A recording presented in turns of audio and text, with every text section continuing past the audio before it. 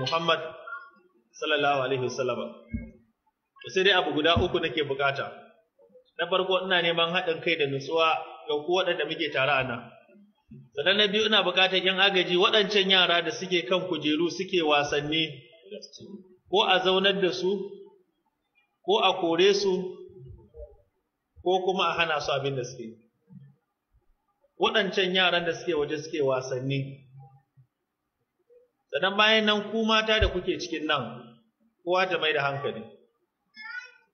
Ba ni son surutu, ban san yaro yana kuka ke matsa dole sai kin zauna ya cika wa mutane kunni.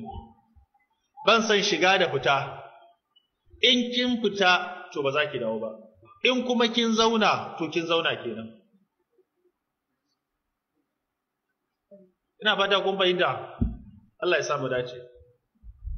Alhamdulillah, na gode ma Allah madaukakin sarki da ya bani iko na sake dawowa cikin wannan gari mai albarka, cikin garin Mina. Wannan gari muna fatan Allah madaukakin sarki ya sa albarka, kuma muna roƙon Allah madaukakin sarki ya taimaki ƴan uwa musulmai ahlus sunna da suke cikin wannan gari. Allah ya ba su ikon yin da'awa karkashin koyarwar Annabi Muhammad. Ubangiji kuma Allah madaukakin sarki ya sa ikhlasi da fahimta a cikin maganar da zamu. Kasantuwa Allah cikin nasararsa kullum ana bincike, kuma kullum ana samun ci gaba da nasarori. Kuma kullum cututtuka ƙara yawa suke yi, kuma kullum Allah yana ganar da al'umma annabi mafita bisa hadisin annabi Muhammad sallallahu alaihi wasallama. Annabi ya ce Allah bai saukar da wata cuta ba sai da ya saukar mata da magani. Sai dai sharaɗi, wanda ya sani ya sani, wanda bai sani ba bai sani ba. Muna roƙon Allah ya sa muna daga cikin waɗanda suka sani. Na biyu kuma muna roƙon Allah madaukakin sarki ya sa muna daga cikin waɗanda za su fahimci cuta kuma su taimaka ma junansu da kawunansu wajen warkewa.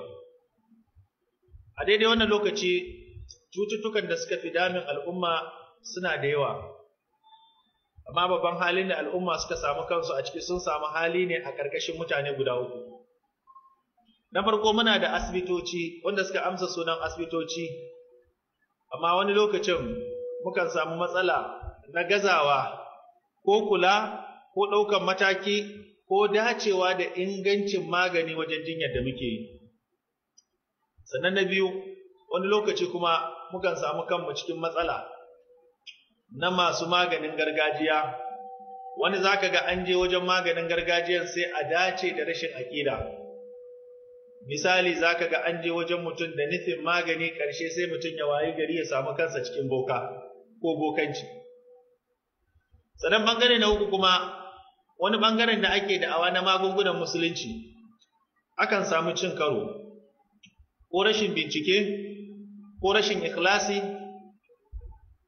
A wani lokacin akan samu cin karo, ko rashin bincike, ko kuma rashin ingancin maganin da aka yi amfani da sunan musulunci. To musamman muna so ne mu yi magana a magunguna na musulunci. Magunguna na musulunci kamar yadda malamai suka yi bayani, magani ya kasu kashe biyu. Na farko akwai nassi, na biyu kuma akwai tajruba. Idan an ce magani nassi, shine kai tsaye abin da ya zo daga harcen annabi. Wannan na sha bayanai, akwai magunguna na nassosi waɗanda manzon Allah ya mana ishara da su, wasu kuma manzon Allah ne kai tsaye gwada mana. Misalin fitacciya wanda kowa ya sani a cikin habbatis sauda, annabi Muhammad sallallahu alaihi wasallam ya mata ishara da bata lamba mai girma. Annabi ya ce babu wata cutar da bata warkarwa sai cuta guda biyu, mutuwa da tsufa. Wannan cuta, wannan itaciya, manzon Allah sallallahu alaihi wasallam ne Malik ya ce ya fahimci annabi da kansa yayi amfani da ita. Wani lokacin Anas zai ce in annabi bai da lafiya sai ya ɗebi wannan itaciyar habba sai za a bakin sa ya sha ruwa sai Allah ya warkar da annabi Muhammad. Na biyu kuma an sami itaciya ta hulba wanda manzon Allah ya kimanta ta da kima na da mun san darajarta da mun saye ta daidai da yadda ake awun zinare. In awun ta ɗaya zinariya ne, in kilo ɗaya an sayi hulba to ya kamata a bada kilo ɗaya a matsayin zinariya, shine za a falshe ta.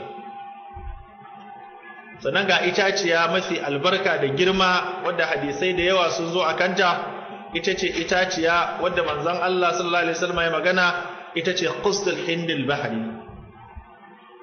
Qustul hindil bahri ta kasu kashi biyu, akwai ahmar akwai aswad.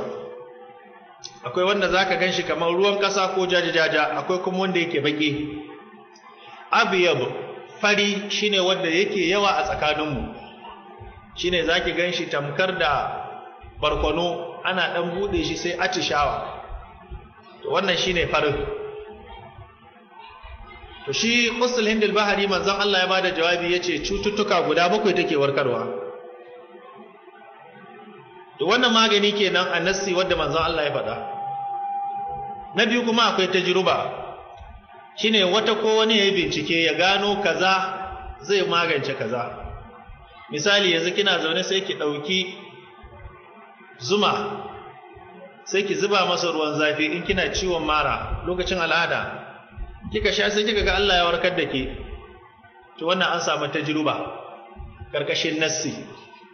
Alqur'ani Allah yace fihi shifa'un linnas, manzo Allah yace alaikum bi shifa'aini al-asal wal qur'an.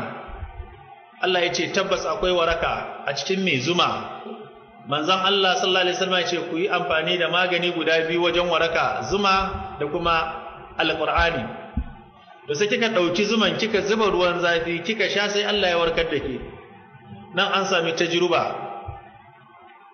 Na biyu, sai kina fama da ciwon kai, sai kika samu ganyen magarya sai kika tafasa, sai kika tsefa kanki kika wanke kanki sai Allah ya warkar da ke.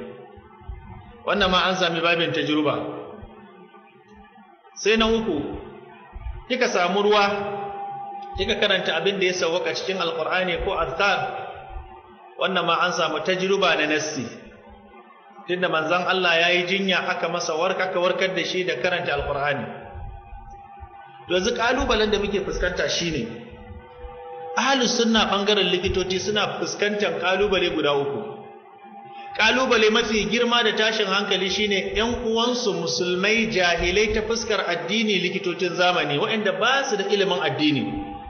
Babu wanda suka ɗauka kishiyoyi, suka ɗauka abokan gabansu sai masu da'awa ƙarƙashin alƙur'ani da hadisi akan maganin annabi Muhammad. Wannan a gefe ga bokaye, ga 'yan bori, ga matsafa, amma ga masu maganin gargajiya, amma ba su taɓa jinsu suna damunsu a zuciya ba. Wanda suka fi tsole musu ido sai wanda zai ce manzon Allah ya ce a sha kaza, manzon Allah ya ce ku bar kaza. Wai ta fuskar jinya wannan su ne abokan gabansu.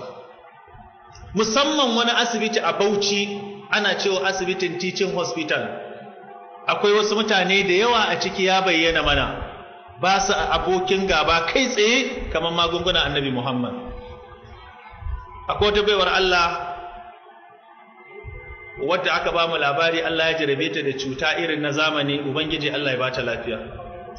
Wai da ta je za a bata magani ta fuskan wannan ciwon, me ba da maganin fa musulmi ne, sai yake ce mata ba mu yadda da man habbatu sauda ba. Man anta waye kai? Bai yadda da man habba ba, ƙarya ne, baya warkar da komai. La haula wala quwwata illa billah. Wannan kalma zaka iya fita a musulunci, wannan kalma za ta iya raba ka da kalmar la ilaha illallah. Annabi sallallahu alaihi wasallam ya ce shifa'un min kulli da'in illa as-sam was-sam huwa al-maut. Idan nan kana takara da annabi kenan? To su waɗannan mutane hasada ce a cikin zuciyarsu ya sanya Allah ya rufe idansu suka zama summun bukhmun umyun fa hum la yarju. To muna roƙon Allah fazadahumullahu marada, Allah ya ƙara musu duhu da bata akan halin da suke ciki, waɗanda ba su gane ba kuma Allah ya ganar da su. Babu shakka wallahi duk mutumin da ya sami cuta ko wace irin cuta ya tsarkake zuciyarsa, Allah ya alƙawari zai warkar da shi. Wani lokacin kuma akan samu likitan bai fahimci abun bane, amma in ya fahimta zai iya ɗauka ya amfani da shi. An taɓa bani wani labarin professor a Teaching Hospital na Maiduguri, ya samu jarabawa ciwon kunne, ya yi magani ɓangaren nasan bai warke ba, sai Allah ya hada shi da wani malami, wani amini na ana ce masa Albarnawi, a nan ne Maiduguri yake, yana wani anguwa ana ce ma anguwan Bulunkutu. Albarnawi ya ce man albasa ya bayar aka bashi ya je sa, tun da ya sa Allah ya ɗauke masa ciwon kunnan har ya nemi ya ga malam bai da sun haɗu ba. To kaga shi ya iza wannan ya zama masa izna, la'allahu yatadhakkar aw yakhsha. Sannan an ta samu wanda za a tafi asibiti a je a yi ta magani, a yi ta magani, a yi ta magani, a yi ta magani, Ubangiji bai kawo mafita ba. Ana zuwa asibitin Annabi Muhammad sai a warke. Ya faru da wata baiwar Allah, ta je asibiti a Abuja, aka ce tana da wani nau'in cuta, har aka mata aiki, aka karɓa kuɗi a wajenta mai yawa, aka yi aiki sai ciwon ya fi dama yawa. Hankalinta ya tashi, sai suka ce wannan ciwon kuma yanzu ya kai matsayin da zai iya taɓa mata mahaifa ko yasa ta samu kansa. Ta rikice. A nan cikin garin Yola sai Allah ya haɗa ta da wani malamin sunna, sai ɗauke warakata zaitun sai ya bata, ina ɗaukan ganyen zaitun ya bata, ya ce ke musulma ce, ki sa ran Allah zai warkar da ke bisa rantsuwar da Allah ya ce wattin wa zaitun. Manzan Allah kuma ya ce ku ci ‘ya'yan ku shafa man itaciya ce mai albarka. Tana ɗaukan ganyen zaitun ta tafasa ta sha ta zauna a ciki, ta ce ta samu canji da sauƙin da a rayuwar da bata taɓa samu ba. To kai a matsayinka na musulmi kana faɗa, shin kafin asibiti wane ne likitan farko a cikin kalmar la ilaha illallah? Al-Imam Shafi'i sai da malamai ‘yan uwansa suka yi ta zarginsa a lokacin da suka ga hankalinsa ya karkata wajen bincike akan magunguna da musulunci. Shi yasa Ibn al-Qayyim al-Juzi yace manzon Allah abu biyu yayi a lokaci daya, ya bada magani, ya bada musulunci, kuma ya bada magani. Shi yasa Abu Marwan al-Andalusi yace duk duniya ba a yadda kowa ya zama likita ba sai mutumin da yake da aqida na Al-Qur'ani da hadisi. Saboda shi jinya yana tafiya karkashin imani ne. Allah ya mana ishara cikin Qur'ani suratul Yunus. Allah yace a'udhu billahi minash shaitanir rajim wa in yamsaska Allahu bidurrin fala kashifa lahu illa hu wa in yuridka bi khairan fala radda li fadlihi. In Allah ya nufi wata cuta ta same ka duk duniya in gatanka ne ba wanda ya sai hana.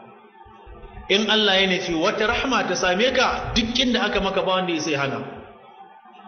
Idan mun dauki abin da ya faru a gidan Annabi Muhammad, ya isa ne maka mu'adalci. Duk duniya babu wanda ya kai Annabi hankali da nutsuwa. Allah ya ce innaka la'ala khulqin azim. Malaman tafsiri suka ce yabo ya kai matuka, babu wanda aka yaba ka ba Annabi Muhammad. Manzon Allah yayi jinya, Allah ya fi kowa san Annabi Muhammad, amma haka Allah ya bari wannan jinyar ta kama Annabi Muhammad. Amma da Allah ya bari jinyar ta kama shi sai Allah ya turo masa waraka kuma ta hanyar mala'ika. Shine lokacin da Labidu yau manzon Allah sihiri, sai mala'ika ya zo ya samu Annabi bai da lafiya, sai ce ya Muhammad ishtakhaita, Annabi baka da lafiya? Qala manzon Allah ya ce na'am. To zan maka tofi. Nan ne aka samu yau manzon Allah addu'a sai Allah ya warkar da Annabi Muhammad. To matsala ta jinya, dole mara lafiya sai ya yi da Allah ya dora masa.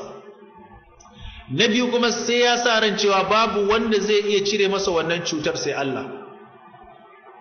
Na uku, mara lafiya kar ya kuskura ya ji maransa cewa wani ne ya masa ko wata ce ta mata, kin fada a jarabawa. Domin yanzu fitinar da yake damun mutane shine tuntube in kai kaje wajen mai magani sai a ce maye ya kama ka. Kuma maganan maitan nan ana duba girman family ne. Na biyu, masu magani nan kuma suna duba da wace irin mota kika zo, wani irin atamfa ne a jikinki, sannan gidanku ku nawa ne. Kuma kuna kuskure haka kawai ki je wajen mai magani ki ce wai mayu suka kama ni, a ɗan secret ne suka kama ɗana sun sa shi a ciki, ai har yana kaza yana kaza. Wa ya tabbatar miki da haka? Wani dalili kike da shi akan haka?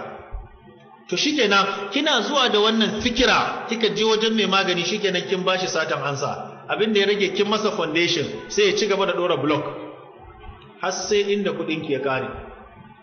Kuma in ya ga dama ma cikin mayun zai ce ma mayun akwai mijinki ko kishiyarki ko kanin babanki ko wan babanki, kuma dole ke da dan mun taba samun wannan jarabawa a Bauchi. Wani bawan Allah yana da yayi aure mace sai ta kamu da cutar typhoid. Ta samu cutar typhoid abin har ya ci jikinta, suka kasa hakuri saboda kun san ga yanda asibitocin mu suke. Asibiti ne zaka je kai ta kashe kuɗi ba kulawa, in kuma wani lokacin an kula da kai ba garanti akan maganin. Sai suka yi gaggawa kawai suka tashi suka tafi wajen masu magani. Su kuma dama masu magani suna da wani hikima, in suka ga cuta sun kasa ganewa sai su gaya wa mara lafiya abin da ya wuce tunaninsa. In ya ga ya wahala ya kasa ganewa sai ce to wannan ciwon fa ina ga sihiri ne, sihirin kuma an yi shi da bakin aljani ne. To da haka wannan ciwon ba yanzu da a warke ba, dole ki bi shi a hankali. To suka je sai mata ta ce ai mayu ne suka kama ta, kuma mayun nan sun kama ta, sai ta gane cewa matar tana yawan kukan ciki, sai ta ce ai mayun sun kama cikinta ne. Dan uwan mijin ya ga yadda take a wajen mai magani, ya ga bai nutsu bai ce a kai ta asibiti. Ana zuwa asibiti ashe tana da gajeren kwana, sai likitoci suka ce a shiga da ita ɗakin tiyata. Ana zuwa maganar tiyata, kafin a shiga a fito Allah ya karɓi ranta. To shi mijin mai maganin dama abinda tace shine tace uwar mijin ita ce mayya. Ana ɗaukan ta aka kai ta asibiti, ba a shiga da ita ɗakin tiyata ba, shikenan sai ta mutu. Har aka binne matarsa, shi a wajensa uwarsa mayya ce.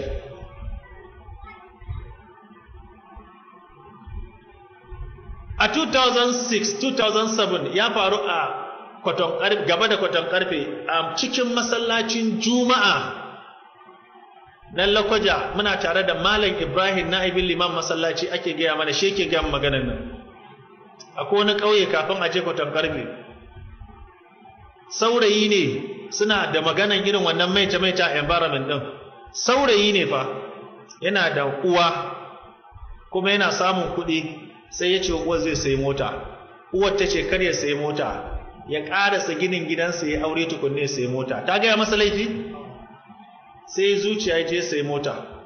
Ina sayi mota Abuja, ran da ya sayi motar a ranan kuma kunama ya cije shi. Kunaman tana cizarsa sai mutu. Mutanen gari suka haɗu suka yi runduna, suka kama uwan da uban suka kashe su, suka ƙona su, wai mayu ne. Duk a nan arewacin Najeriya fa ake wannan abu. Amma likitoci wanda suke faɗa da manhaji na Qur'ani da hadisi ba su duba waɗannan mutanen sun yi magana kansu ba, sai mutumin da zai ce ka karanta kaza, ka sha kaza, manzon Allah ya ce ai wai da shi kake faɗa. Ina zaka sa kanka? Ina zaka sa kanka? Shi sa Allah ya ɗauki albarka ta fuskan jinya irin nasu. Wallahi duk wanda ya ce zai faɗa da manzon Allah ba zai kai labari ba. Saboda haka dole ku tashi tsaye wajen bincike da tantance cututtuka da magunguna wanda ya dace da lalurar da kuke tare da shi don a samu waraka. Cututtukan da suka fi damun mu a wannan lokaci, musamman ɓangaren mata, su ya kamata mu duba a kai. Amma kafin nan akwai matsala da take yawan faruwa a tsakanin masu magani da marasa lafiya. So da dama ya kamata a ce hankalinmu ya dinga komawa na bincike akan cututtuka guda uku bisa nassin hadisin Annabi Muhammad. Na farko, dole in za ka yi magana akan cuta wanda yake alaka da al'umman zamanin nan, dole ka dinga la'akari da ciwo biyu, shine al'ainu da alhasad. Cutar kambun baka da kuma cutar hasada. Ita cutar kambun baka halitta ce da Allah ya halicci mai shi. Annabi Muhammad sallallahu alaihi wasallam ya ce bai san ma yana da shi ba. Kuma annabi ya ƙara tabbatarwa cikin hadisi, ya ce wannan cuta gaskiya ne ba ƙarya ba ne. Kuma manzon Allah ya sake jawabi cewa wannan cuta ce wanda take halakar da al'umma na ƙarshen zamani. Mana ta yawan cutar tana da tasiri wajen saurin halaka mutum. Yasa malamai suke cewa cutan kambun baka tana kisa. Kambun baka shine ka ga mutum da wata ni'imar da Allah ya masa. Yasa malamai suka ce kambun baka akan samu mai ilimi ko jahili ko mutumin kirki ko mutumin banza, in akwai wannan abun a bakinsa zai iya cutar da kai. Kisa manzon Allah sallallahu alaihi wasallam ya ce duk abin da ya baki sha'awa ko ya burge ki ko ya baki tausayi a kanki ko dukiyarki ko wani naki, annabi ya ce ki addu'an albarka, shine ki ce ma sha Allahu la quwwata illa billah Allahumma barik alai. To manzon Allah ya ce ko akwai abu a bakinki ba za ki iya cutuwa ba. Sannan wani lokaci hasada kuma malamai suka ce cuta ce wanda ƙarfin cutar hasada, wasu suka ce ƙarfinta ma yafi ƙarfin cutar sihiri. Tunda cutar hasada ita ce cutar da aka yi wa annabi Yusuf, aka raba shi da gidansu, aka raba shi da mahaifinsa, aka nema a kashe shi. Cutar hasada cuta ce wadda take iya sanya mutum ya mutu ya shiga wuta, shine cutar da ke damun likitocin asibiti da basu fahimci Qur'ani da Sunna ba. Hasada. Dan me yasa wani zai zo da abin da ban zo da shi ba? Dan me yasa ni zan bautu maka kaza, wani kuma ya bude littafi kawai ya ce manzon Allah shikenan a warke? Ban yadda ba. La haula wala quwwata illa billah. Yasa Allah yake kashe su da cuta guda uku. Cuta ta farko ciwon zuciya. Cuta ta biyu kuma shine rashin albarkar rayuwa. Duk abin da ya tara ƙarshe tsakanin bashin banki da gidan haya yake mutuwa. Sannan kuma baya mutuwa da cikakken lafiya, zuciyarsa saboda kuncin da yake sa ransa, me yasa wani ya kaza, wani na fi so in yi kaza, wani bai so ya kaza, zuciyar sai ta samu takura, shikenan sai a waye gari kawai ya fadi ya mutu.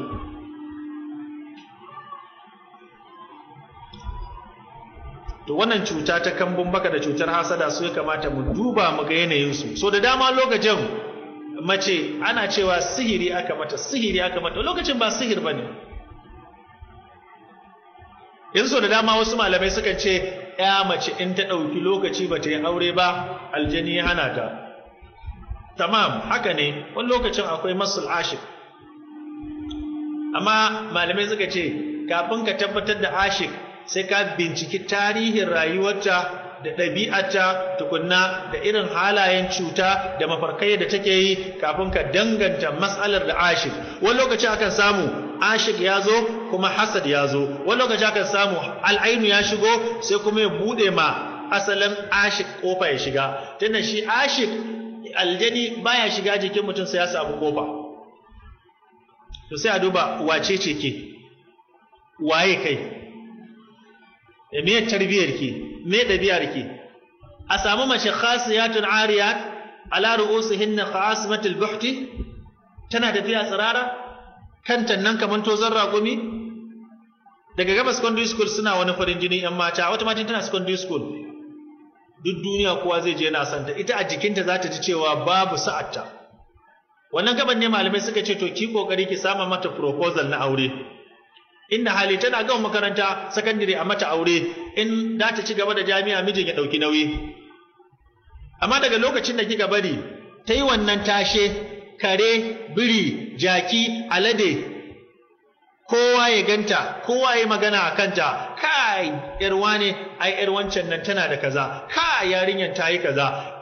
Ita ma uwar saboda lalacewa da rashin aqida sai ta mata ado, sai su haɗa hanya su tafi anguwa.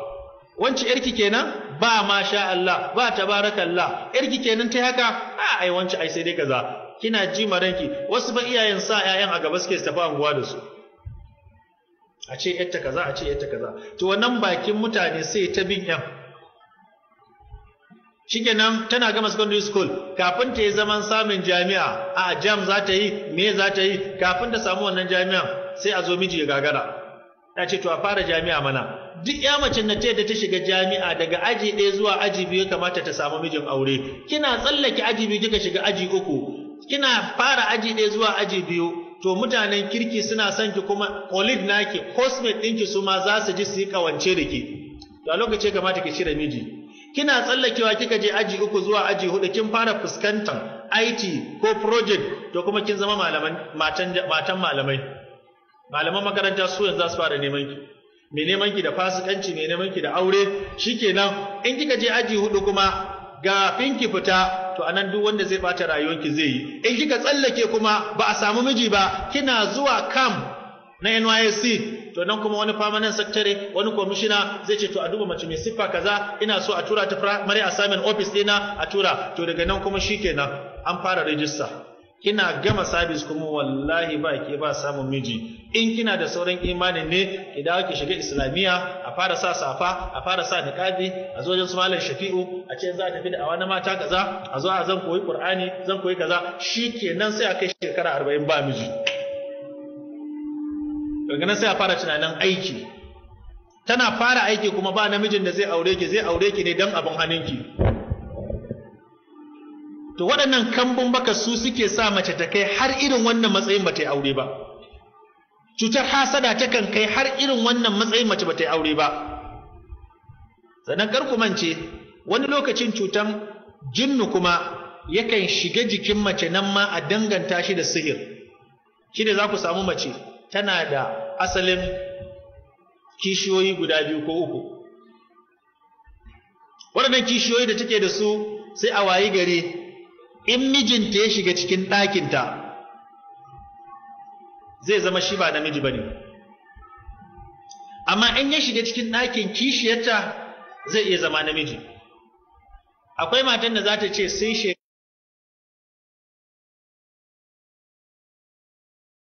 kusancinta. Amma in ya shiga ɗakin kishiyarta sai ya ji shi namiji ne, har ma ta sami ciki ita bata samu ba. Malamai suka ce Wahid Abdulsalam Bale ya ce kai tsaye ba za a danganta da sihiri ba, sai an zauna an yi bincike akan matsala guda 2. Matsala ta farko shine wani lokaci shedani in yana tsananin son mace shine ashir. In kuma ya dace ya ci nasara akan mijin, to duk lokacin da mijinta ya zo zai kusance ta ba zai iya saduwa da ita ba.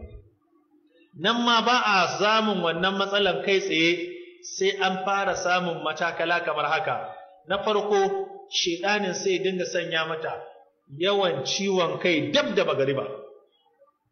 To nan ba ana so a gane matsalar sihiri ne ko kuma na ashik ne. Dab da magariba za ta dinga jin tsananin zazzabi. Sannan kuma in zazzabin bayan ya tafi, magrib yana yi zuwa isha'i kuma sai ta dinga jin kunci da bacin rai. Ba ta son kowa ya mata magana. Yaranta ma suna mata magana ba ta so. Sannan ana cewa kuma lokacin kwanciya yayi, za su kwanta da mijin, hankalinta in yayi 100 sai ya tashi. A wannan lokacin ne shedanin yake zuwa da abu guda 3. Na farko, ko ya zo wa matan kankanin abu tsakaninta da mijin, kankanin abu sai su samu sabani, shi ya tafi ɗakin sai ta tafi ɗakinta. Ko kuma sai ta zo za ta kwanta, mijin ya zo kusa da ita sai ta yi ta hamma ita kadai, ta yi ta hamma. Wani lokacin kuma sai ya zo dab da su kwanta, sai ta samu tsananin zazzabi da ciwo. To waɗannan haka za a yi ta tafiya, wata rana a yi haƙuri, wata rana a yi cikin wani irin yanayi. To idan aka kai mataki wadda shedanin kuma ya ga babu hanya, shine sai ya bullo wa namijin kai tsaye. Hanyar da zai bullo wa namijin kuma shine sai ya zo dab da ya zo kusan iyalinsa, sai ya ɗauke masa sha'awa, ya yi ƙoƙarin yadda zai yi ya kusanci iyalinsa, wallahi ba zai iya ba. Kuma ko ya yi postin ɗin kansa ya ce zai yi, babu biyan bukata, sai dai ya samu sur'atul inzal, shine saurin yin release. Sannan kuma yana da wani illa, in kuma namijin Allah ya taimake shi yana askar, yana karatun Qur'ani, to ita fa baka isa ka kusance ta ba sai ta sha azaba ko wahala ko ta ki ko wani abu makamancinsa, ko ana yi tana samun tsananin wahala. To wannan kai tsaye ba za ka ce sihiri ba, sai an yi bincike. Kuma alhamdulillah Allah cikin nasararsa, wannan matsala na shedani ya hana mata saduwa da mijinta tsawon shekara wata kaza, malaman musulunci cikin wannan littafi na Tibbun Nabawi ya kawo ilaj wanda ake da abu biyu, ana yi da ashih, ana yi da as-sidr. Duka zamu je da ake abin da na istimal nasu.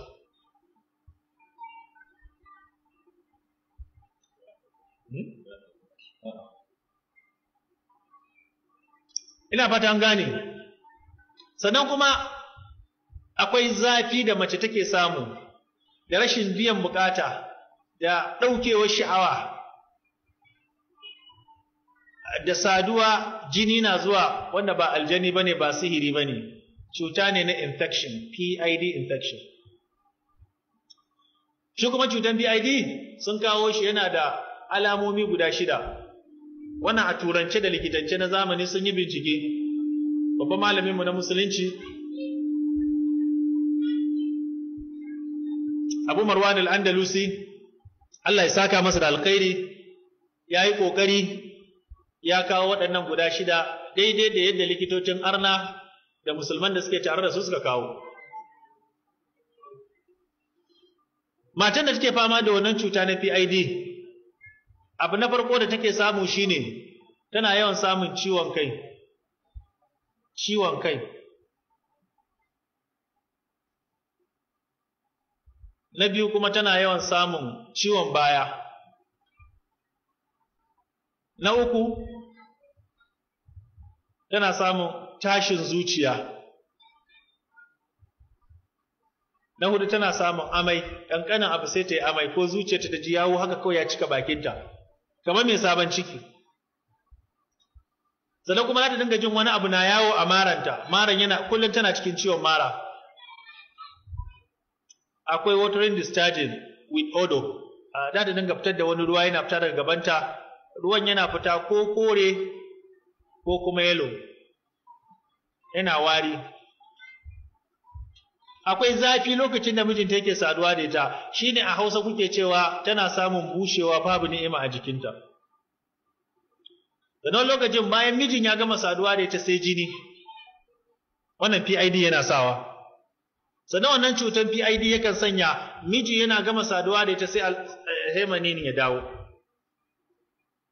Sannan shi ma mijin yana cutar da shi na rage masa sha'awa, da sanya masa kaikayin gaba, da sanya masa fitar ruwa shi ma, da cikin al'aura sai dinga jin kaikayi, sannan kuma ya dinga samun zafin jiki, yana samun kaikayin ido, yana samun kuma ji kaman kiyashi na bin sa a jiki, ta ma da ta dinga samu. To wannan cuta na PID kenan. To waɗannan ciwo dole sai mun ga wani hanya ake bi a musulunci a magance. Yanzu wannan matsala na cutan ashiq, wanda mata su 3 ne a wajen mijinta, ita ce amarya ko ita ce uwar gida ko ita ce cikonta 3, amma ta kasance ita kadai ne a cikin ɗakinta, mijinta baya iya biyan bukata amma sauran suna samun biyan bukata. To ita wannan abin da ake na farko shine sai a je a samu ashih. Menene ashih? Abakar ba ni sidin nan. Menene shih? Ba yan Islamiya ne anan?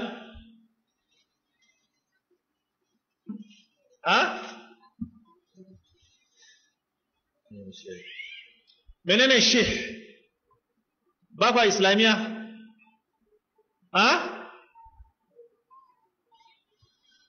Duk wanda ta amsa mun zan mata kyauta har ta mutu ba za ta mance ba da izinin Allah. Ba ku san shih ba?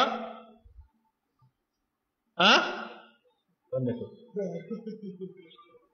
Shih ba sheikh ba. Ashih. Ashih. Kar ku mana kaki. Ba ku san shi ba? Ba wanda ya sani?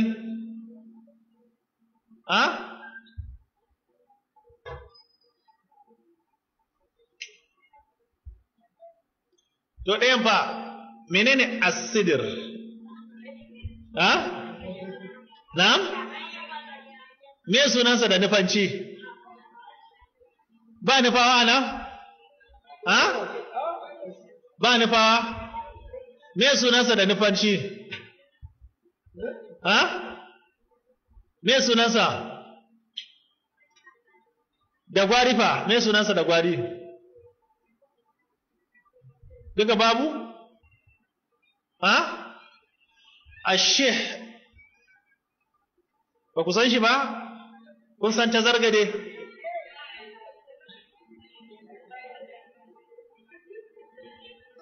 Kun san tazargade? Ha?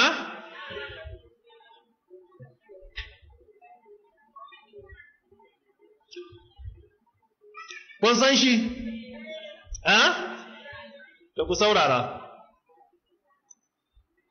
Idan mace ta samu kanta cikin wannan matsala, sawa'an ita kadai ce a wajen mijinta, sawa'an suna da yawa, abu na farko da ake shi ne sai ta je ta samo shih cokali 3.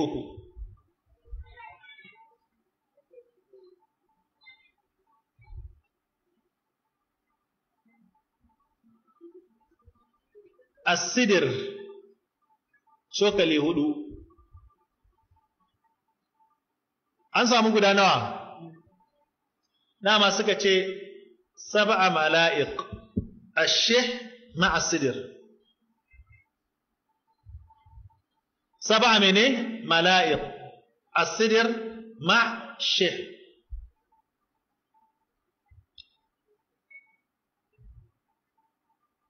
Idan aka samu yudaf ilaihi alma, ana zuba shi ne a cikin ruwa, ruwa ake zuba masa, ruwan da zai kasance zai ishi dukkan jikin mutum yayi wanka. Amma suka ce ana so a samu ruwan ya zamto sukhun jiddan, tafasashe. Ruwan yadda zai ishe ta ta yi wanka kuma ta shiga ciki ta zauna, sai ta zuba. In ta zuba sai ta bar shi har sai ya ɗanyi sanyi, yadda za ta shiga bai ƙona ta ba kuma ba za ta shiga bai mata sanyi ba. Sai ta gauraya. Na kafa dokan surutu ko? Kuna ji na? Idan ta gauraya, sai ta sa hannunta sai ta ɗiba ta yi bismillah. Sai ta sha so nawa? So 3. Kuna ji na? Idan ta sha so 3, sai ta ɗebi ruwan, sai ta cuɗanya kanta. Dama sun ce wa yusta'mal bi shaqli ra's, ana so ta cuɗanya kan, duk wani cuta na kambun baka da shaidani da hasada ta nan yake farawa. Ko ba ta tsefa kanta ba za ta cuɗa ta cuɗa ta cuɗa ta cuɗa. Bayan ta cuɗa ya shiga kan, sai kuma ta bi jikinta, sai ta shiga cikin ruwan.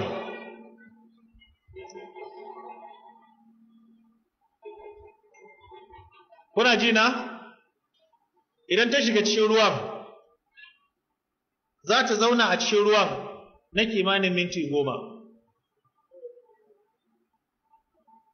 In ta zauna a ciki na kimanin minti 10, sai ta fita. Idan ta fita, sai ta tsaya, har sai garin maganin da ruwan da yake jikinta ya bushe ba tare da ta goge jikinta ba. Nan malamai suka ce, duk wani cuta da yake jikin mace, ko ainu, ko hasad, ko mas, suka ce ko da yaro ne wanda ya kasance baki ya masa yawa ya zama ɗan shaye-shaye, insha Allah kika yi ba za ki sati ba sai kin ga biyan bukata. Akwai matan da ta zo da kes ana ta cewa sihiri sihiri sihiri sihiri. Muna tattauna da wani ɗan uwa, yace mijinta na farko mai wadata ne, na biyu tana da kishiyoyi guda 3, ita ce cikon ta 4. Sai aka waye gari sai da shekara 3 baya shiga ɗaki, yana shiga ɗakin ta amma ya kasa komai da ita. Da ya mata nasiha ya ba ta shawara, cikin kankanin lokaci aka ce sai gashi Allah ya kawo mata mafita a tsakanin sati.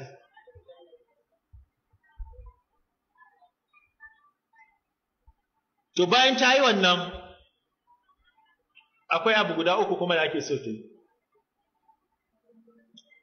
Na farko ana buƙatar ta samu waɗannan zayt ɗin suna da fa'ida. Za ta samu zayt habbatu sauda, za ta samu zayt zaitun, za ta samu misk ko aswad ko abyad, za ta samu kuma gutran. Me gutran?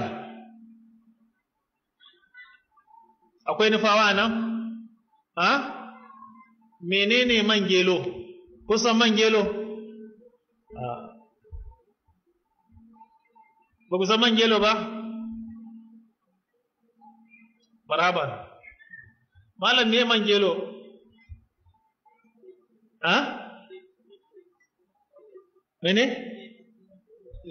Ko sai 80? Ha? Ya yake? Ha? Man jabi me man gelo? Malam me man gelo? Man gelo.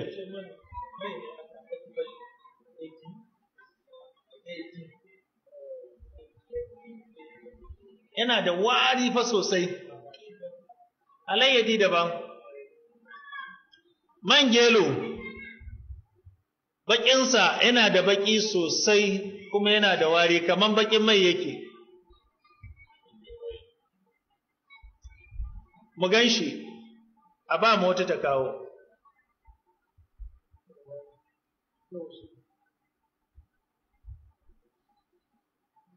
Amma suka rubuta masa wani suna da turanci ba shine asalin sunansa ba. Ha?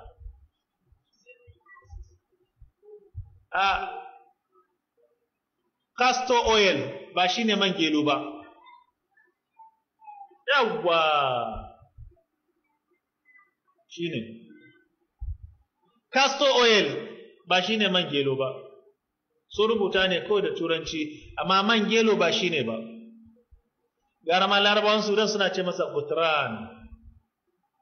To wannan ba dan nayi alƙawari ba, da zan iya gaya muku yadda ake family planning da shi, amma nayi alƙawari sai bayan shekara 20 muna raye, saboda Boko Haram sun kashe mana mutane. Ba magana fatawa akan family planning. Yanzu abin da muke bukata ma a ƙara yawan aihuwan ne, saboda annabi ya ce za a yi alfahari da mu ranar alkiyama. An kashe mana mutane na fitan hankali. Kun san wannan ɗin ko? Waye asalin banufiyan gaskiya a nan ba mis ba, original banufiya. Malam kai original banufiya ne? Wannan ba banufiya ba ne. Mis ne. Asalin banufe original kaman asalin bakano ne, ba za ka taɓa ganin bakano dogo fari kyakkyawa ba, dai gajere mai kacin hanci mai gudanar hanci. Haka ba banufe, in kika ga banufe fari mai farin ido dogo, ko ya haɗa Fulani ko gwari. ‘Yan lafai kan ba nufawa ba ne. Wai asalin original banufiya a nan, wannan take iya cin doya da gishiri. An ji asalin nufawa in suna kirɓa doya ba sa sa ruwa, haka ka faɗa min ko? Ok, an ce duk Najeriya ba wanda ya kai su iya sakwara, nufawa kuma miyan wake. Ko? Gara kuma miyan manja da alalan wake. Wai asalin original, ina so a samu wanda take ta iya nufanci ne sosai, ta sunsuna ta ji me da nufanci wannan. Saboda muna rayuwa ne a gari na mutanen da asalin wannan nufawa suke yin sa. In kuka je Kano, wayanda suke sai da wannan nufawa ne, daga wajensu ake samu. Kuma nufawa suke ɗauko wannan maganin daga yankin nan, me sunan local government da nufawan nan? Bidda ba. Yawwa, ƙauye ne fa sosai. To daga wannan wajen ake kaiwa cikin Kano. wace ce ta sunsuna ta bamu jawabin sunansa? Ina malama Amina? Ina take? A bata.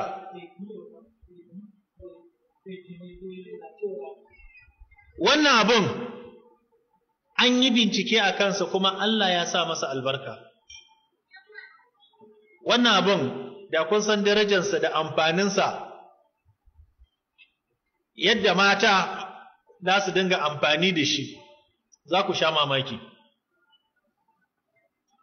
Amma matsalar yadda ake amfani da shi shine, yanzu muna magana akan ta shiga cikin sheh da sidir, ta zauna na minti 10 sai ta fito, sai aka ce za ta je ta samu asalin man habba, man zaitun, mis, abyab ko aswad asliyan, sannan sai aka ce sai ta samu gutran. Wannan gutran larabawa suna amfani da shi akan cututtuka da yawa. Duk gidan da ya kai ga akwai garken raƙumi sai kin samu an ajiye gutran. An yi bincike hatta dabbobi yana musu tasiri akan matsalar fata, kuma yana da tasiri sosai akan matan da shaidani yake hana ta bacci ya sadu da ita.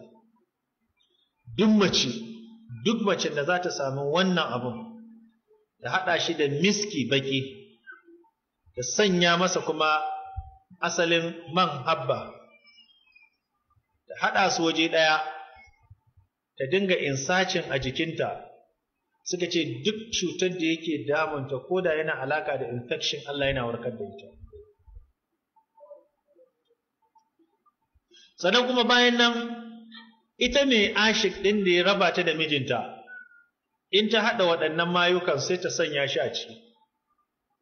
Abin da ake bukata shine, bayan ta fito daga cikin ruwan, sai ta samu kuma auduga, bayan ta yi alwala, sai ta samu auduga, sai ta sanya wannan a jikinta na tsawon awa 1 ko awa 2 gwargwadon lokacin da bacci zai ɗauke ta.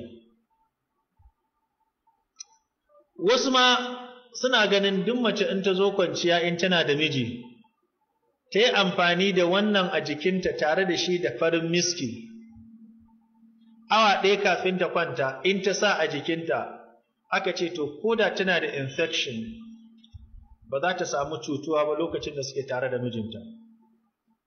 Kuma shi ne maganin da aka yi bincike aka gano cewa shaidani baya ƙaunansa ko kaɗan da izinin Allah. Idan mace tana da wannan matsala na wannan shaidanin, abin da ya kamata ta yi kenan na farko.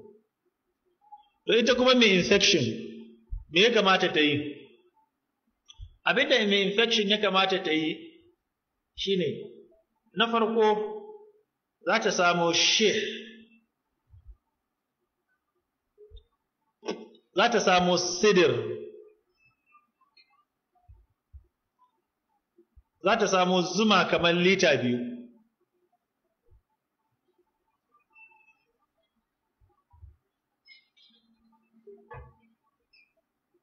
ku rubuta? Wannan littafin ba za ku samu abubuwan da nake faɗa ba ciki. Yanzu wannan littafin akwai na biyunsa ma ya fito.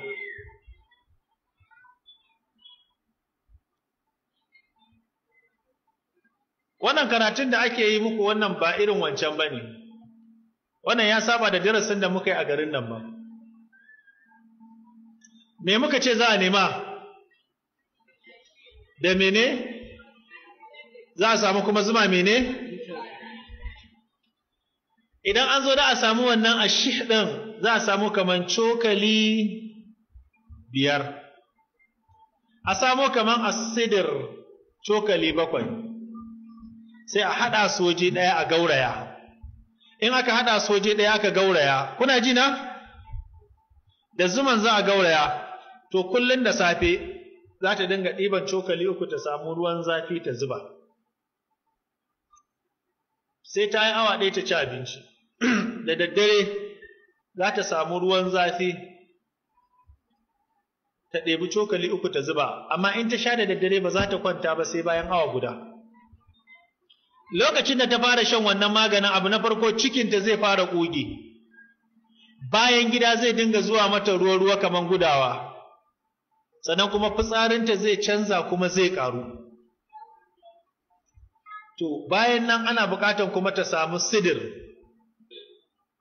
Shi sidir in ta same shi da shih, tafasa su ake yi sai a tace shi sai ta shiga cikin ruwan ta zauna. Malamai sun yi tsokaci kuma sun ja kunne, duk matan da take shiga cikin lalle ta zauna, tana ɓata mutuntakanta na ‘ya mace. Duk matan da take shiga cikin kal tuffa, take zama a ciki, tana jawo wa kanta illa na fashewan gaba.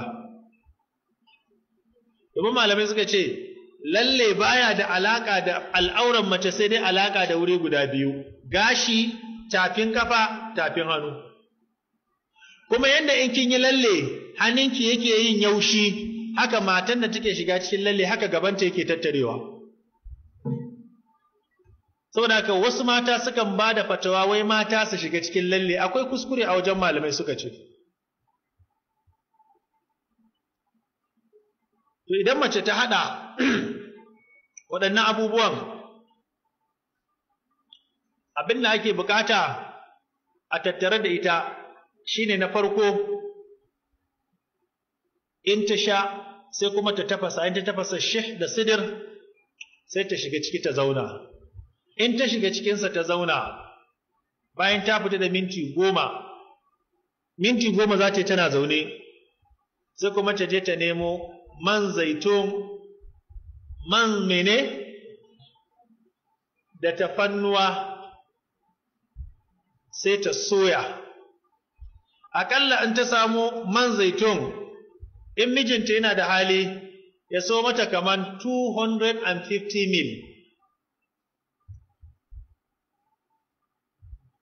Kuna sai da magani na nan? Shi kuma wannan menene? Me sunansa da? Shi maganin me? Wanke ido ake da shi? Me ake yi? To idan mace ta samu, sai ta samu tafannuwa, in ta samu tafannuwa, kaman dunkule guda, sai ta fasa shi, sai ta samu wannan man zaitun ɗin sai ta soya. Idan kika tafasa shih da sidir, kika shiga ciki, kika haɗa zuma da shih da sidir kika sha, wanda yake ciki zai fita, sannan wanda kika shiga ciki ka zauna sai ki ɗauki wannan tafannuwa da man zaitun ɗin, kina insacin duk bayan awa ɗaya, insha Allah ta'ala ba za ki yi sati ba, duk infection da kike da shi kin rabu da shi.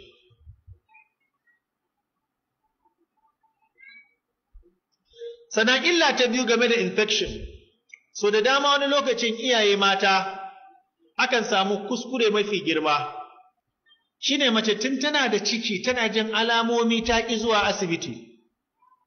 Wata macen fa tana da ciki, tana samun ƙaiƙayin gaba, tana samun fitan farin ruwa, tana samun ƙuraje a gabanta, tana samun ciwon baya, tana samun tashin zuciya, tana samun amai, tana samun ciwon mara, tana samun ƙaiƙayin nono, tana samun zafin jiki, tana samun tafiyan kiyashi, wai ba za ta yi tunanin ta je a mata scanning ko tana da PID ba, sai ta ce wai alaman laulayin ciki ne. Wannan matsalar sai ya yi tasiri a jikinta, wata matan tun kafin ta samu ciki PID yake mannuwa a jikinta. Allah shi ne sai da na san likitoci da yawa da matansu suna da PID, asibiti ya kasa magancewa amma maganin Annabi Muhammad ya warkar. Recently akwai wanda muka yi magana da shi, ya ce min ya yi scanning ɗin, ya je ya yi treating ɗin, amma abin ya tafi ya dawo. To wani lokaci wannan PID ɗin idan ya samu mace tana da ciki, sai kuma wannan PID ɗin sai yi tasiri har sai matan ta haihu, sai ya zo ya matsala sai ya taɓa ruwan nonon. Shi ne wani lokacin za ku ga yaro jinjiri an haife shi sai kuka. Wai wannan kukan dare da yaran nan suke yi, ba wani abu yake ja musu wannan kukan ba, ba aljani ba ne, ba mayu ba ne. yunwa ne saboda nonon uwan baya da isasshen sinadarin da zai rike cikin yaron. Shine za ku ga yaro ana sa masa nono sai ya yi shiru, ana cire nonon kuma sai kuka. So da haka tana da PID har ta samu cikin yaronta har ta aihu, wannan ciwon yana nan a jikinta. Sannan kuma duk da tana shayarwa wannan kaikayin bata daina ji ba. Saboda haka ruwan yaron ya zamto ruwan nonon ba asalin abinci yake ci ba, ruwa yake sha. Saboda haka ba zai rike cikinsa ba, sai kiga ɗan jinjiri sai nauyi ya fara raguwa. Daga lokacin da kika haifi ɗa, kika ga nauyinsa yana raguwa, kika ga kuma baccinsa ya ragu, kika ga kukansa ya yawa, kika ga nononki yana fita kamar ana watsa ruwa, kamar yaro yana fitsari yana tsalluwa, to ki tabbatar da cewa cutar PID ya effective ɗin nononki. Kina za ku ga yaro yana ta kuka, yaro yana rama. To maganin wannan in kina so, in kika tabbatar kina da wannan matsala, matakin farko da zaki sai ki fara me zaki ki taimaka ma ruwan nonon yaron ya samu abin da zai fara ci kafin a fara jinya. Abu na farko sai ki je ki sa mijin ki je so miki nono ayan kwakwa. Ruwan kwakwa in mace tana yawan shan sa kuma tana ba ma ɗan, to yana tacewa kuma yana rage wannan matsalar ruwan nonon.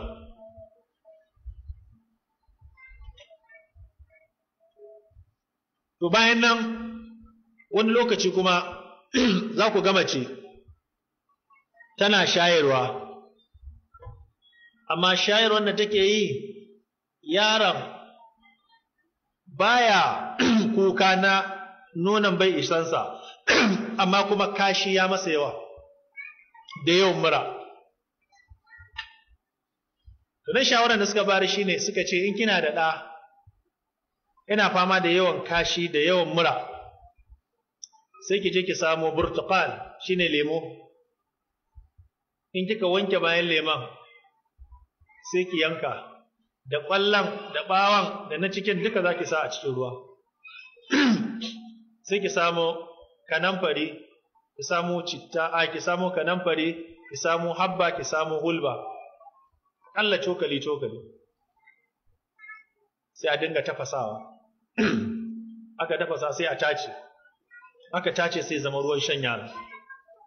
In ke ma kina sha, to zai dinga receiving ɗin wani ɓangare daga cikin nononki, sannan shi kuma ana so a bashi in yaron bai wuce daga wata 3 zuwa wata 4, ana so aƙalla in za a bashi kar ya wuce cokali 2 ko 3 ƙananan cokali.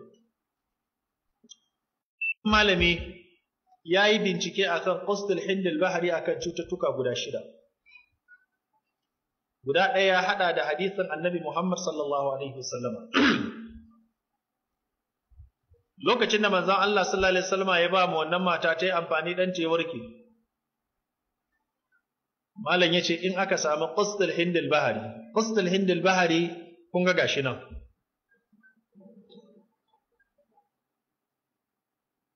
Ice ne kaman sai waye.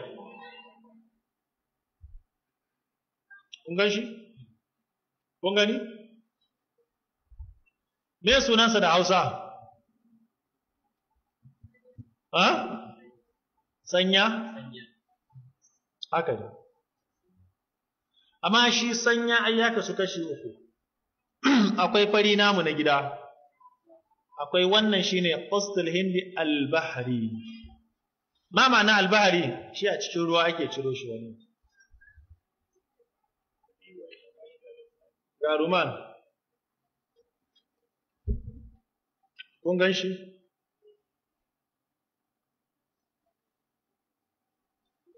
Za ku gan shi kaman gwaiba. In an fasa shi ciki yana da ‘ya'ya masu zaƙi, yana da ƙanshi.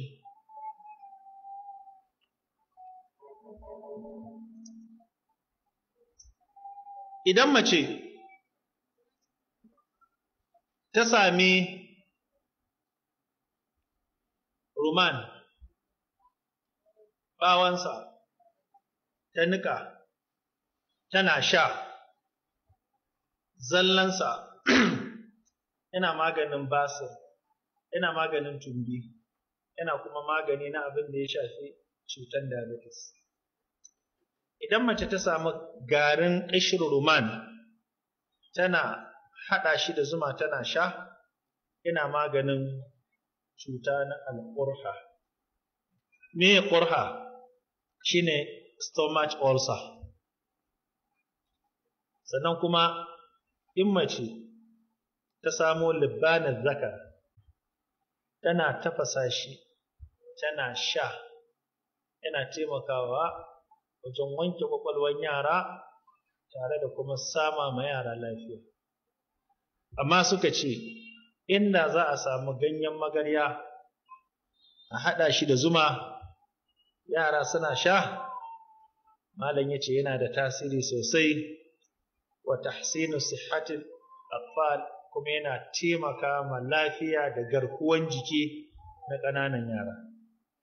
Yace kuma ana shan sa da zuma ana ba ma yara yusa'idu sighar bi sur'atil asnan, yana taimaka ma ƙananan yara wajen saurin fitan haƙori da kiyaye su daga kashin fitsari kashin haƙori. In kuma mace tana haɗa garin ganyen magarya da zuma tana shan sa tare da habatu sauda, in tana da cuta a ciki mai alaƙa da fibroid ko kuma jininta baya zuwa lokacin da ya kamata, mana jininta yana wasa, tana shan sa sau 3 a wuni, kuma ta samu saza haɗa shi da zuma ta sa a cikin tsumma tana sawa a gabanta. In tana da matsalar cutar mahaifa ko cutar da ya hana ciki ya zauna a cikinta, ana samun nasara da izinin Allah. Sannan kuma idan mace tana so ta yi wa ‘ya'yanta rigakafi akan cututtuka irin matsala ƙananan yara, daga ‘ya wadda bata wuce shekara 1 shekara 2 ba tana sa hannunta a wando tana susa, aka ce wannan ciwo ne yake fara samun su tun suna ƙanana. Abinda ake yi shine ana samun hulba a dinga tafasa shi, ana sa ƙaramin yarinya tana zama, sannan kuma ana tafasa ruwan hulban ana ba ma yarinya tana sha. Ita kafin ta girma, kafin wannan cutan ya kama ta, ana samun sauƙi da izinin Allah. Wani lokacin akan samu yara suna fitsarin kwance. Shi fitsarin kwance hanyoyi guda biyu ake dubawa. Na farko babu masul jin a ciki, na biyu babu al'ainu, domin ɗanki zai iya samun kambun maka lokacin da ya kasance kin haife shi yana da kwarjini da kyau, kowa ta gan shi ta ce kai wane kaza, kai wane kaza. Wannan kai ɗin shi yake ɓata muku yara. Yasa ma ana taron sunan nan da aka yi taimakon ku aka yi, wata ma dan gulma da munafinci sai ta ce kai hancinsa iri kaza, ina ruwanki da hancinsa, ba haka ba? To irin wannan yabo in ya cika yawa akan abu yana lalacewa. Buhari da 'yan Najeriya suka yawan maganarsa, wasu suna son sa, wasu suna masa hasada, sai abu ya haɗe masa yawa. Mafi yawan masu magana kan Buhari da ƙyar ka samu mai cewa masha Allah Buhari kaza ko? Dai wani ya yi zagi, wani ya ce kaza. Yawan yabo yana iya jawo haka. Idan mace ɗanta yana fitsarin kwance, abin da ake so na farko shine dubawa zaki. In ya zo kwanciya, kafin ya yi fitsarin kwanciya, kina so ki gane da jinnu ko ba jinnu, akwai kiriniya, bai jin magana, na farko kenan. Sannan na biyu, zai miki laifi, in yayi laifi kuma daga baya zo yana nadama ba zai yi ba. Sannan na uku, akwai ƙin karatu, ashe yana da ƙoƙari amma bai mai da hankali. Yana yawan kukan ciwon kai, sannan in ya zo kwanciya, akwai alaman firgita ko sumbatun dare. Wannan haka ce akwai wanne yana fitsarin kwance, kar ma ki sha wahala, kawai ki dage masa da rukuya wadda ake na albasa. Rukuyin da ake na albasa tana da tasiri akan cutar da aljani ya sanya a jikin mutum. Sai ki samo gishiri kaɗan, albasa kaɗan, sai a yanka, sai a sa kanwa. In ya zo zai kwanta, sai ki ce ya alwala, in ya alwala sai ki ce sa hannu. In ya sa hannu a cikin ruwan, sai ki karanta masa Fatiha tun daga farko har ƙarshe, Qul huwa tun daga farko har ƙarshe, Falaki tun daga farko har ƙarshe, Nasi tun daga farko har ƙarshe.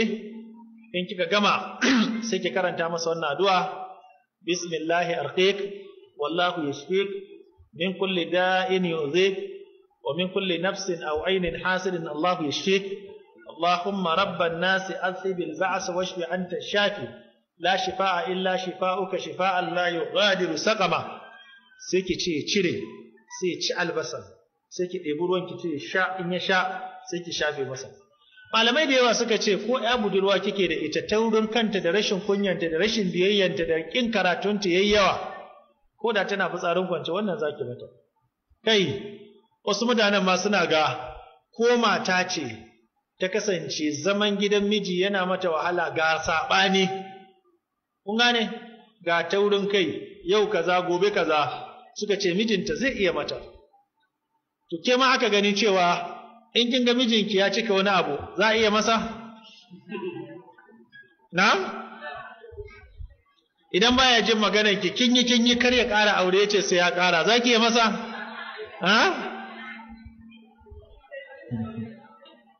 Allah ya sauke. To wannan yana da tasiri sosai. Sannan kuma sai zanjabil.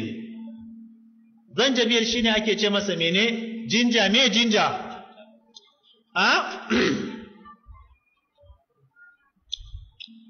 Shi citta, abinda malamai suka yi bincike a kansa, amfaninsa yana da yawa. Wani lokacin za ki ga mace tana da ƙiba, amma babu abin da ya fi mata ciwo kamar gwiwa da ƙafa. Shi ne da turanci ake ce masa cuta na arthritis. Wannan cuta suka ce ba abin da yake da tasiri wajen maganin cutar sanyin ciki da na waje kamar citta. Amma malamai da yawa suka ce, inda hali ba za ki tafasa cittar shi kadai ba, sai kin haɗa da asalin abin da malaman addini suke ganin ya ɗauki asalin general antibiotic, shine tafannuwa. Tafannuwa in aka haɗa shi da albasa aka tafasa shi da citta, mutum yana sha da zuma sau 3 a wuni, to dukkan sanyin da yake kashi ko gwiwarsa da yake samun matsala na rashin tafiya, ana samun sauƙi da izinin Allah. Amma sai dai wasu malamai suna gani citta ya fi amfani wa maza da kashi 8 a cikin 10. Domin hatta maza da aka je asibiti aka gane suna da ƙarancin ƙwayoyin halitta na aihuwa, aka ce in suna tafasa ɗanyen citta suna sha, to yana taimaka musu. Amma macen da take da matsalar mahaifa, ko macen da take da matsala na ƙarancin sha'awa, ita kuma tafasa citta ake so ta yi da madara. In tana tafasa citta da madara tana sha, in infection ne ya sanya mata ana samun sauki da izinin Allah. To kasancewa saboda gobe muka yi alkawari za mu ƙarasa wannan takarda saboda muhadarar nan ya sa na je aka yi printing out ɗinsa. Yana da shafi, in wata za ta iya a cikinku sai ta je ta yi. Pages ne aka yi wajen ya kai feji 30 kowane ɗaya. Amma ku ɗauki biro duk in gaya muku, in za ku je ku yi browsing gobe, mu bi karatun ɗaya bayan ɗaya to. Na farko, a kan Google, wai su yi browsing ɗin, mu ma haka aka koya mana, ka je ka yi bincike da kanka ka kawo ba, a yi kwan bincike a kawo ba.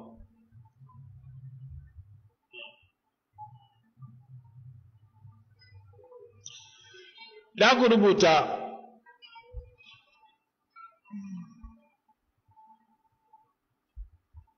na farko za ku rubuta benefit of coconut oil, benefit of coconut oil.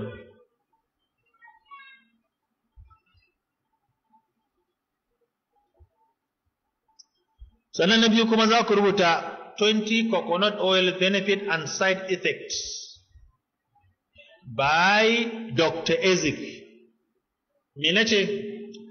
20 coconut oil benefit and side effect by Dr. Ezi. Ɗaya kenan. Na biyu akan Google ku rubuta 7 proven black seed oil benefit and cure by Dr. Ezi. 7 proven black seed oil benefit and cure. 7 proven black seed oil benefit and cure by Dr. Ezek.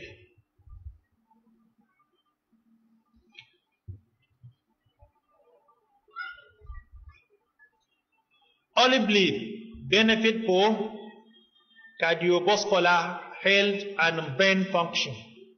Ko ku rubuta benefit of olive leaf.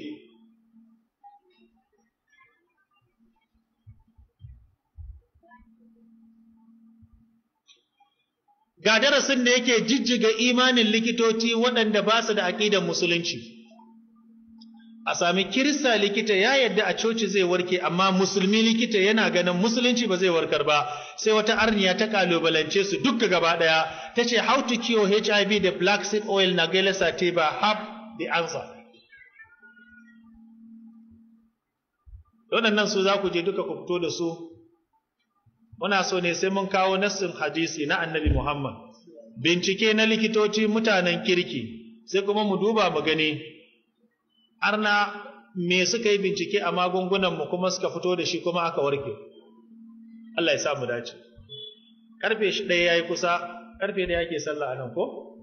Za mu takaita anan mu karanta tambayoyi, mu roki Allah madaukakin sarki ya gafarta mana wannan aure da aka yi na ango Malam Ibrahim da amaryarsa wace?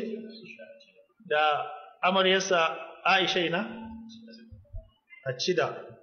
Muna musu addu'a Allah ya ba su zaman lafiya. Allah ya sa albarka a cikin zamansu. Akwai wani magani guda ɗaya da na mance, kowa ta ɗauki biro da takarda.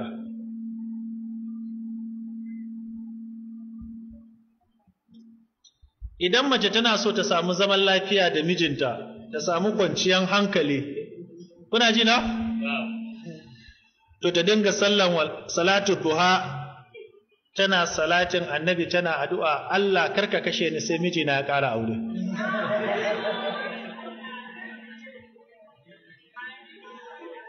Ba za ku yi ba? Ku ‘yan mata ku ce amin, zaurawa kuma ku ce amin.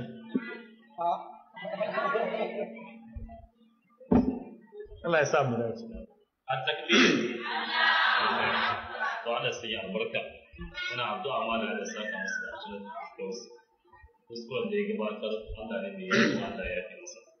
Dire da ya kuma ubangiji Allah ya sa mu tare a cikin lada.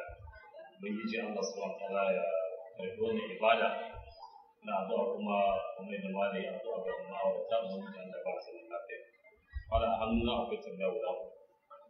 Tambaya ta farko take cewa mala assalamu alaikum.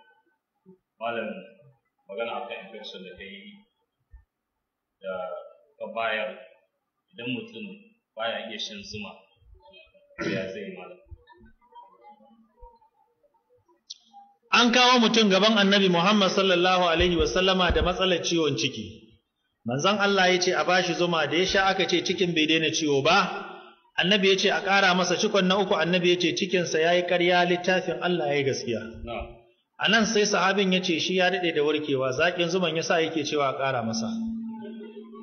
Dr. Abdul Na'im ya ce din mace ko namiji da baya iya shan zuma, ya ce zai yi rantsuwa ba zai kafara ba, yana da aljani a jikinsa da yake hana shi shan zuma. Alƙur'ani ya ce fihi shifa'un linnas. In Alƙur'ani zai ce waraka ne, kai kuma ya kasa warkar da kai, to akwai abin da yake cutar da kai a jikinka. Shi yana hana ka sha, ko ya hana shi ya zauna don ya yi amfani. Allah ya kiyaye.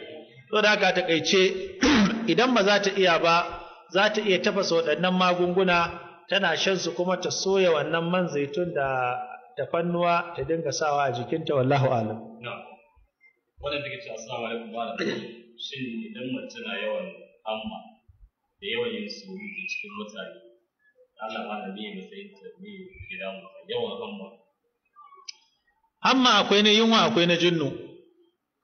Shi na yunwa za a ga idanta ya yi ja, kuma in ta yi hamman ta gama sai hawaye ya biyo baya. Wannan yunwa ne, kuma in kina kusa da ita ta buɗe bakin ki suna wari zai fito. Ulcer daga ciki bakin mutum yana wari. Amma na shaidani shine ita duk lokacin da ta ɗauki Qur'ani za ta karanta ne hamman yake zuwa a lokacin. An gane? Ko lokacin da wani abin alkhairi zai same ta ko mijinta yana kusa da ita sai hamma, ko tana wajen karatu ana karatu ko ana ta'alim sai hamma. To da haka abinda za ta yi sai ta zage da azkarus saba wal masa.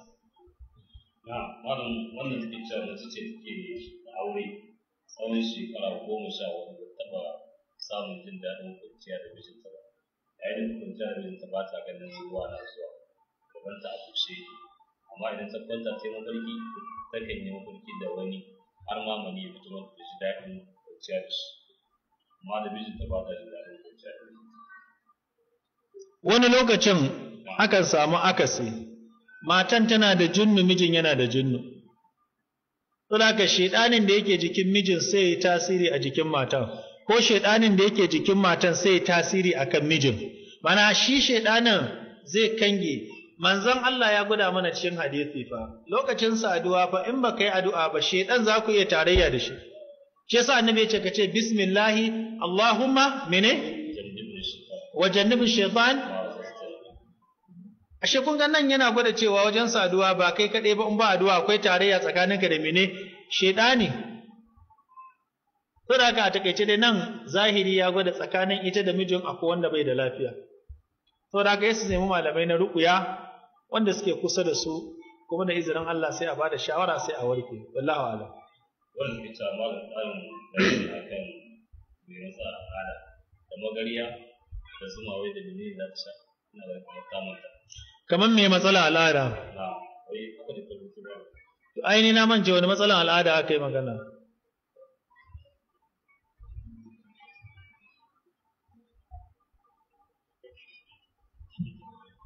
Na magana infection aka ce da ganyen magarya da ganyen tazargade ake haɗawa a zuba a cikin zuma a dinga sha so biyu da safe da yamma amma a cikin ruwan zafi. Cokali 3 a ruwan zafi. Na biyu kuma aka ce za ta samu ganyen magaryan da kuma shi tazargaden ta tafasa kuma ta shiga ciki ta zauna. Sai ta yi minti 10. Sai ta yi minti 10. In ta yi minti 10. In ta yi minti 10, in ta yi minti 10 ciki sai ta fita sai ta samu soyayyen albasa tafannuwa da kuma soyayyen tafannuwa za ta soya shi da man zaitun ta dinga sawa a jikinta. Na'am. Shikenan? Annan tsakaninku da Allah suwaye suke da kishiyoyi? Wanda ba ita kadai ne a wajen mijinta ba. Ke budurwa ne ko mata aure? To taso. Daga hannunki ba ta, sai wace ce, ita ma ba ta, sai wace ce, ba na son hayaniya zan fasa, goje, ki je ki ta rabawa ɗaya bayan ɗaya, duk wance ta tashi karki bata. Duk wacce ta yi surutu karki bata.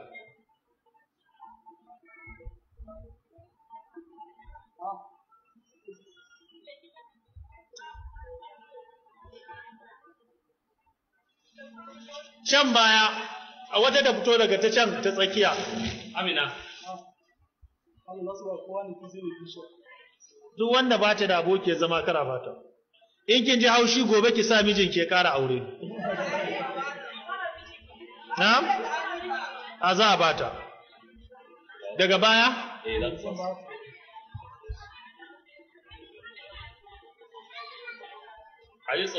Na gaya muku ce fa in kuka yi surutu don sa a hana.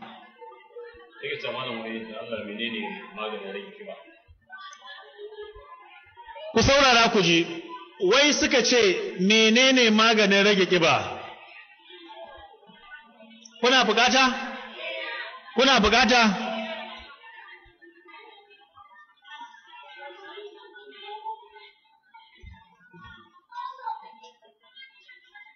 an Salisu akwai wani ne a karo mana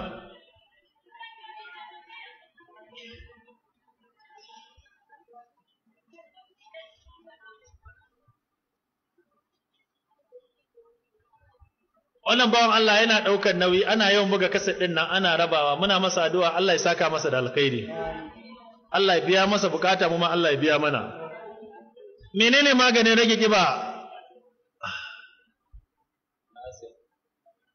menene maganin rage kiba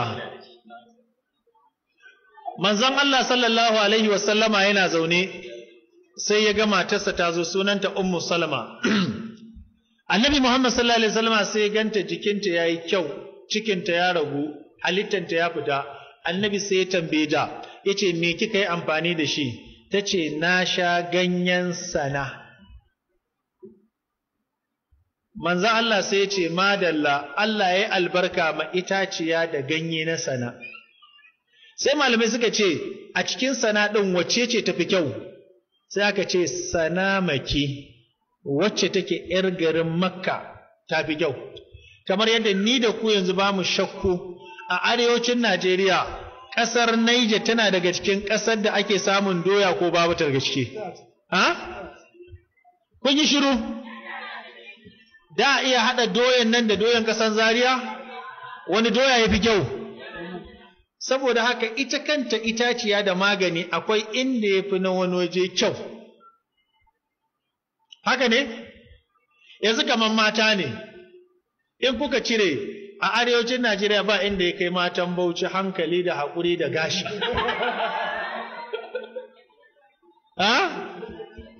haka ne hasada Allah ya sa mu dace bismillah alhamdulillah wa salatu wa salamu ala rasulillah wa ba'd assalamu alaikum wa rahmatullahi wa barakatuh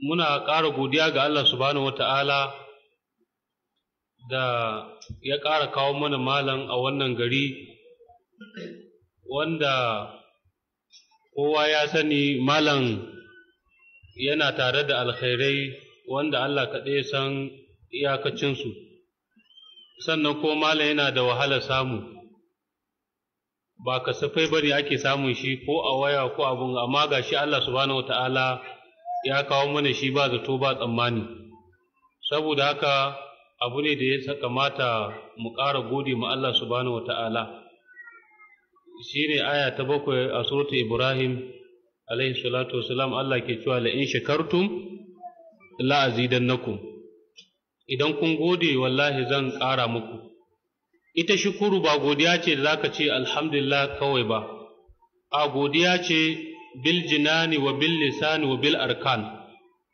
godiya ce zaka yi da ƙoƙo zuciya ka yi da kwaɗan harshe sannan kuma ka yi da gaɓɓai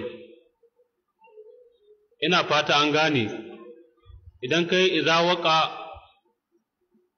sai ka yi iza ƙafa sannan ka yi iza baka shi ne ake nufi da mi wato a shukuru saboda haka wannan ni'ima idan ba mu ɗaure ta ba da abin da ya kamata ake ɗaure ni'ima ko wace ni'ima in ta sulkuce mana shi kenan kuma saboda haka yana ganin abin da ya rage mu auren ma malam da wata banufa amma ta agaye mu haɗa shi da wata banufa ta agaye to kaga mun ɗaure wannan ne mu ɗaurin ɓoye ka san akwai ɗaurin bayyana akwai kuma mi ɗaurin ɓoye za mu yi ma ni'imar da Allah ya mana mi ɗaurin ɓoye saboda haka in akwai yan agaye nan sai su yi mi sai su fito su yi bayani to saboda haka Allah subhanahu wata'ala ya ƙara mana ni'ima da kuma lafiya da dukkan alkhairai duniya da lahira bayan nan wannan karatu da malaye karatu ne wanda yake mai tsada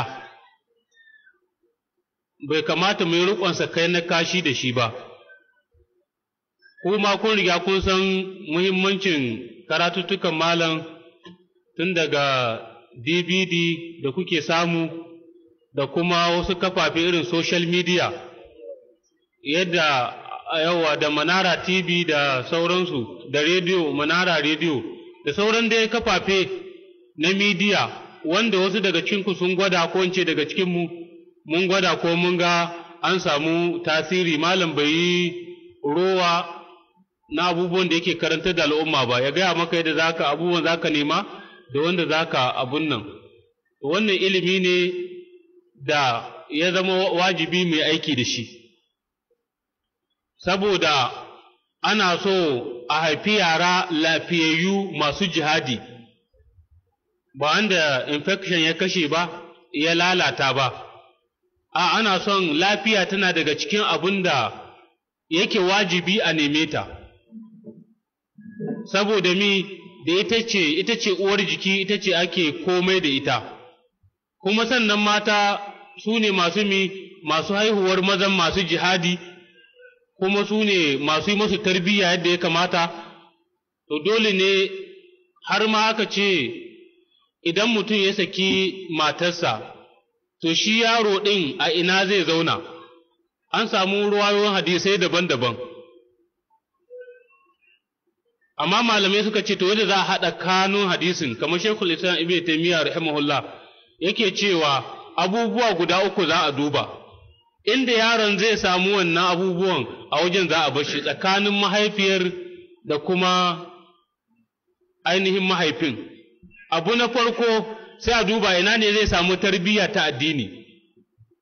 Ibn al-Qayyim Jawziya yake ce mana, Ibn Taymiyyah ya gaya masu a cikin Zadul Ma'ad yake faɗa, sun ga shi Ibn Taymiyyah je wajen wata kotu, sai alƙali ya yi aiki da wani hadisi, ya zaunar da yaro tsakiya, uwa nan gefe, uba can gefe, cewa shi yaron ya zaɓi wanda yake so. Sai yaron ya zaɓi babansa, sai ya zama garib, yadda yara sun fi shakuwa da iyaye mata, amma kuma gashi ya zaɓi baban. Yaron yana magana, sai mafiya ta ce a tambayi yaron me yasa ya zaɓi baban. Sai alƙali ka yi tambayi yaron, sai yaron ya ce,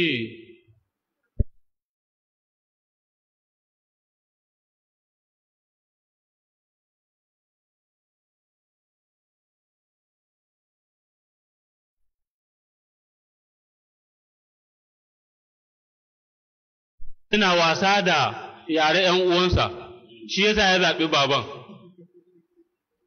Sai shi alƙali ya gane cewa, oh, ashe uban huhu lahu ne, tunda huhun ma hu ne sai ya ƙwato shi daga baban sai ya ba uwar. Ya ce, to ka gani, na farko ya zamo inda yaro zai tarbiyya ta addini. Na biyu kuma inda zai samu tarbiyya ta lafiya da tsafta, ya zamo yana da tsafta ta jiki, tsafta ta tufafi, sannan kuma ana kulawa da lafiyarsa. Na uku shi ne ya zamo yaron yana samun tarbiyya ta hankali, yadda zai zauna da jama'a, ya san haƙƙin magabatansa da kuma tausaya ma na ƙasa. Ya ce, to inda aka ga cewa zai samu inan guda uku a nan ne za a bar shi, wajen ɓangaren uwa ko ɓangaren uba. Ashe kenan tsafta da lafiya suna da matsayi sosai a addini ko kuma a rayuwar ɗan adam ta duniya da ta lahira. To saboda haka wannan karatun duk abin da ya shafe ka ji an faɗa ka yi ƙoƙari ka ɗabbaƙa ka samun ma kanka wannan lafiyar. Dan malamai hababi suke yi na cewa zammu adamin tadawi, zargin rashin yin magani. Mutum yana da lafiya yadda bai da lafiya kai yadda zai samu kanshi lafiya, yadda zai samu na kansa, ya tsayi da kansa kuma ya taimaka ma ‘yan uwansa musulmai da sauransu, kada ya zamo yuyuyu, ya zamo liyabiti ga al'umma, ya zamo kallon alama lahu, aina ma yi wajahu la ya tafi khair, din da aka huskantar da shi ba abin da zai iya yi, ya zamo kawai nauyi ga al'umma, iya kashe wanke 10 ya saka 5, musulunci bai yarda da wannan ba, kuma sai da lafiya za a iya yin abin da ya kamata. Saboda haka subhanakallahu bihamdika ashhadu an la ilaha illa anta astaghfiruka wa atubu ilaik. Assalamu alaikum wa rahmatullah.